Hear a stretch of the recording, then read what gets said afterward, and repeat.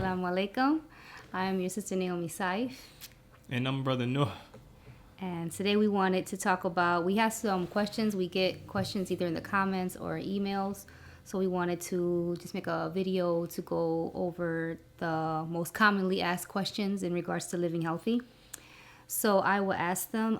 One of them is, what motivated your family to eat healthy?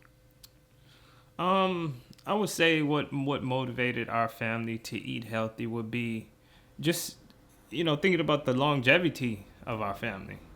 If you think about the decree of Allah subhanahu wa ta'ala, we can't control how long we are on this earth. All we can control is the quality of the time that we spend on this earth. So when I say longevity, I mean longevity of good health.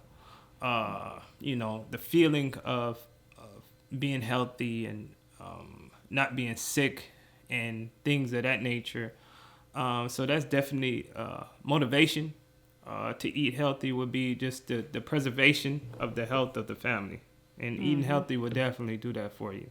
Mm-hmm. And then also, what motivated us also was going with the longevity is teaching our kids and learning ourselves how to use food with a purpose, to fuel you, to help heal you.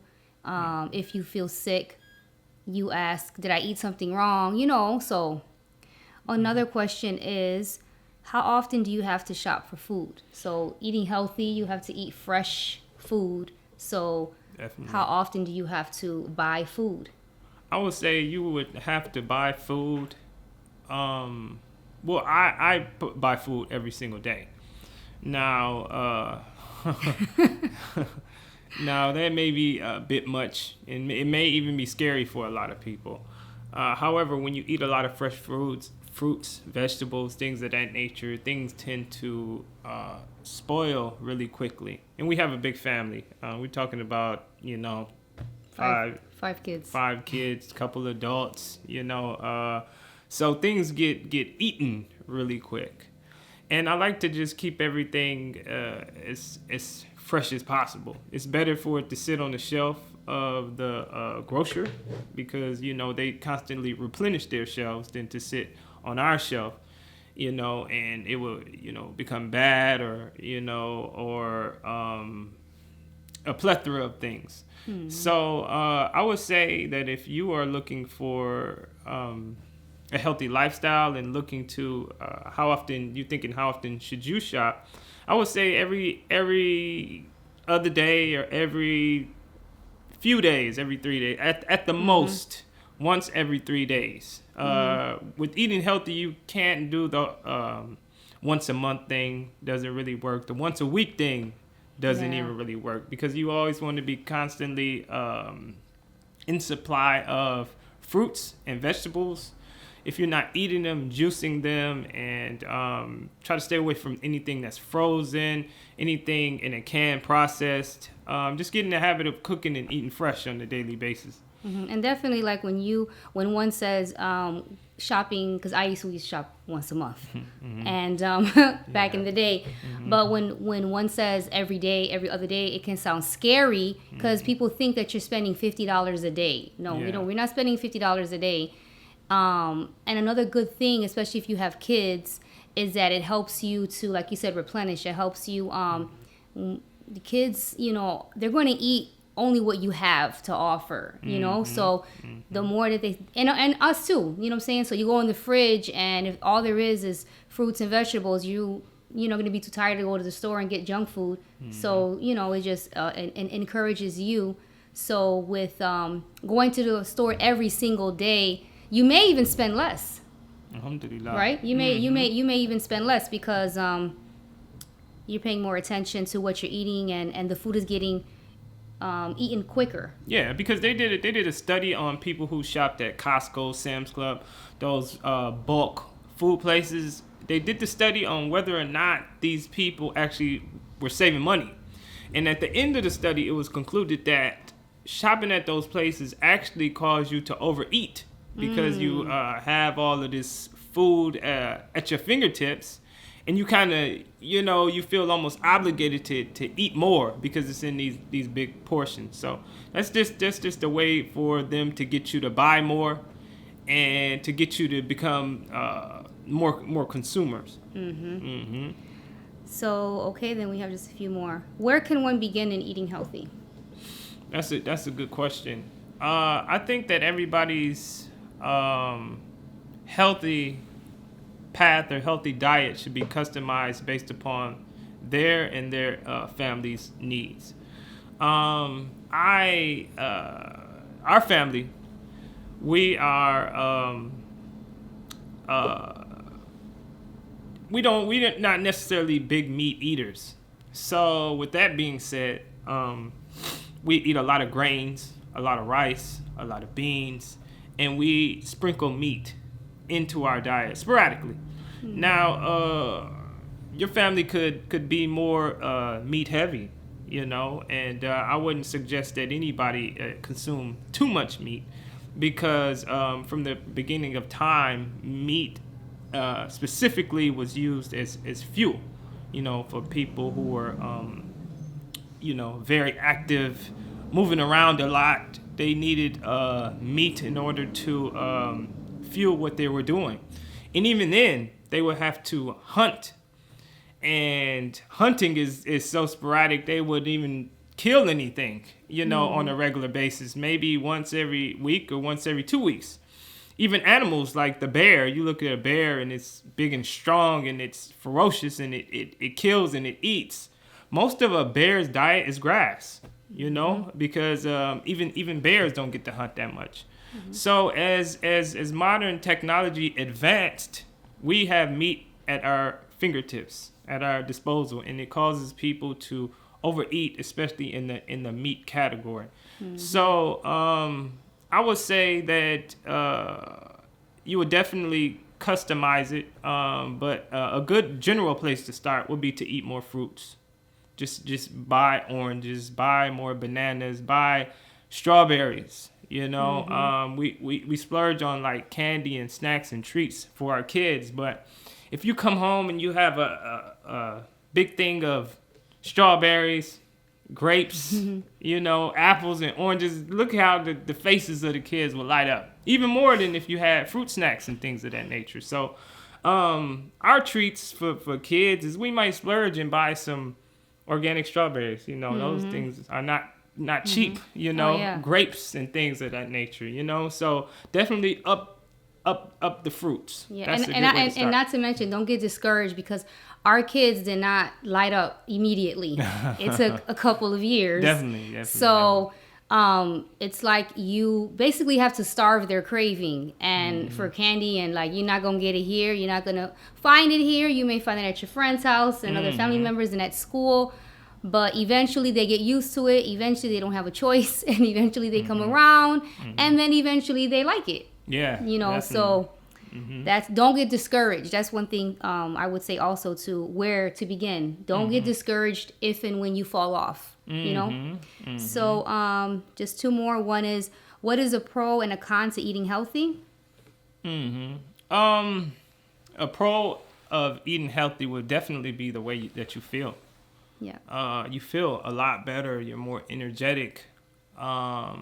Mentally, your mentality is a little more clear, because we don't pay attention to how heavily those things that we eat, it weighs us down, and we just, in general, as human beings, we need to eat things that flow through us, that can flow through us very, very easily. You take things like McDonald's, and they did a study of a McDonald's burger, and they left it just like on a counter or somewhere for like maybe a year, and it comes back and the burger was still intact, like it hadn't rotted. So what do you think that is going to do inside of you? Like if it doesn't digest, or if it doesn't decay or break down and it's out here, it's not going to do that in your body. So as you eat it, your body is going to get any nutrition from it. It's actually just going to weigh you down, But fruits and vegetables, if you leave them out, they will biodegrade. So when you take them into your body uses these things. Your body takes from it, and it pushes through your system. So that's a pro. It's the energy, lack of convenience. You could go to the store and get fruits and vegetables and ketchup and things of that nature. However, if you want to go get organic fruits and vegetables and things of that nature, you may have to look around a little bit. You may have to go to a Trader Joe's if you have Fresh and Easy, or go to a farmer's market, which a lot of the times they only come into town maybe once a week. And you really have to meticulously shop and look at ingredients and things of that nature. So I would say it's a little more tedious shopping. However, when you're actually eating, you have a peace of mind that the stuff that you're eating is more of a higher quality, and you don't fear, eating a lot of the chemicals from high fructose corn syrup to MSG to the new one nowadays. You'll see in the ingredients it says natural flavors. So natural flavors. Stay away from natural flavors. And not to mention, just like with the kids, you eventually will get a rhythm, and shopping will become easier. Even like our kids, even though they may not agree or not, they know how to read ingredients. They know to look before they even ask us. And us ourselves. So to stay around the perimeters of the store. Don't Definitely. go on no cans. Don't even waste your time in those and stuff. So you'll find your rhythm, as well. I would say another con to eating healthy is the social. People think that you're a vegetarian, or you're a vegan, or you eat funny, or you don't eat meat, or so also you may have to bring your own food sometimes. Eat before you go places, so that you're not rude. Never be rude. But if you're going to say a barbecue or somewhere where you may overindulge, or just eat before you go, so that it just helps with the temptation, and you don't make no one feel bad. Or some people think that if you're eating healthy, that you think you're better than everybody, and it's not even like that. It's not. So, and then the final question is, do you believe what we eat and drink affects us emotionally and spiritually, and if so, how? Definitely. Well, as Muslims, we can't eat pork, and it's not just a physical thing. It's a spiritual thing also. It's having the restraint to have something in front of you, and pork is everywhere now in all kind of meals and things of that nature, and to not indulge in it. So that goes beyond just pork. It goes in anything that is not good for us. So we are bringing the spiritual to what we eat, in terms of, as we pick our food, we're thinking about Allah subhanahu wa ta'ala. Whether or not this food is going to affect our health in the adverse way. Because we are required as Muslims to preserve our body, to preserve what we were given, and to make sure it functions at the highest level, just out of respect and out of appreciation, Yeah, and I also the question also is if what you eat affects you emotionally. You know what I'm saying? So it's it does. If you eat unhealthy, then you will start to feel unhealthy, and then you will start to be more prone to depression. Right? So if you, so what you eat does directly affect you emotionally and spiritually. Right? So you're not just feeding your body, you are potentially feeding, your emotions. So if you have, a bunch of meals that are so heavy, and now you are tired, now you are sluggish, now you lost energy, you can become depressed, and you have all these chemicals in these foods. You can, your anxiety levels can rise, your depression can, so those are also too, is the chemicals coinciding with our own natural chemicals.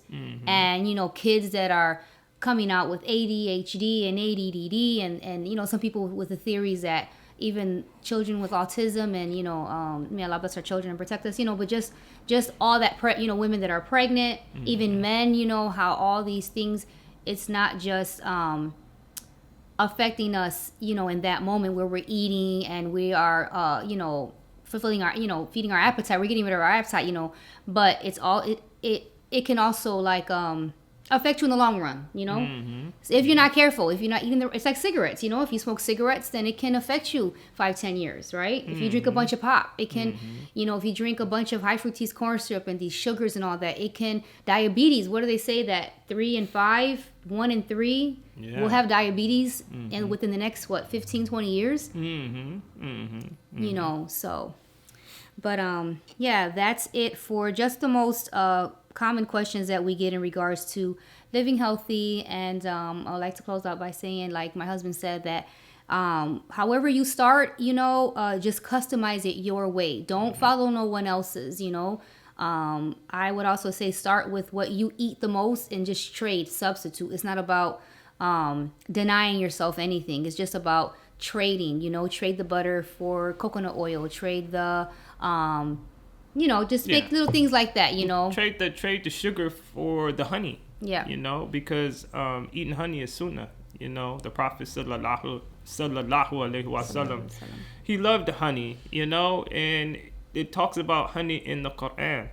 So that's something that we can indulge in. You know, and it's sweet, and it's good for you. Okay. So it's not necessarily like my wife said, oh, you can't eat this and you can't eat that. It's a list of things that you can't eat. No, it's just telling you what you can eat that are better. You know, Islam does a good job of not just taking stuff away. It kind of purifies, you know, the things that we want to do. And eating is definitely one of them. Okay. Well, thank you, and continue to send us questions in the comment section below. Give us some examples of how you live healthy, some encouraging words to each other. And thank you. Assalamu alaikum. Assalamu alaikum wa rahmatullahi wa barakatuh.